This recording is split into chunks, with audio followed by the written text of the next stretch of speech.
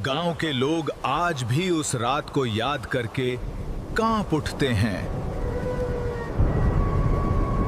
क्योंकि उस दिन एक गरीब भक्त की दोस्ती की परीक्षा लेने खुद भगवान जगन्नाथ धरती पर आए थे। उस भक्त का नाम था माधव, एक गरीब किसान जिसके पास ना धन था ना सहारा।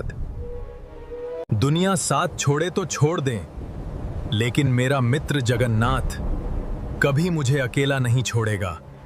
लोग उसकी बात सुनकर हंसते थे, लेकिन फिर एक ऐसा समय आया जब पूरा गांव भय से कांप उठा।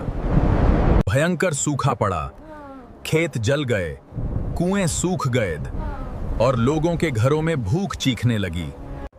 माधव के बच्चे कई दिनों से भूखे थे। पत्नी की आंखों में आंसू थे।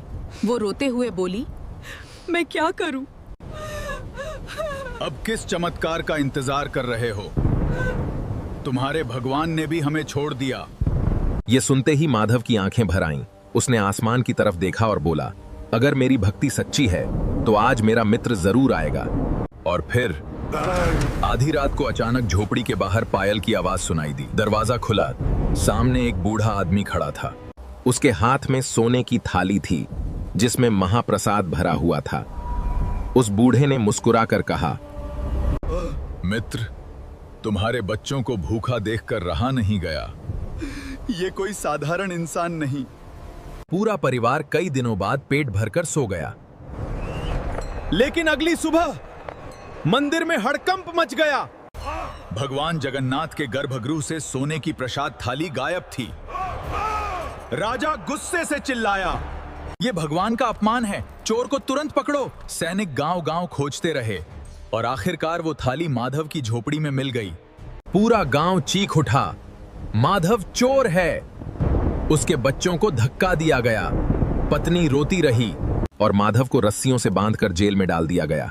लेकिन जेल में भी उसके होठों पर सिर्फ एक नाम था, जय जगन्नाथ, जय जगन्नाथ।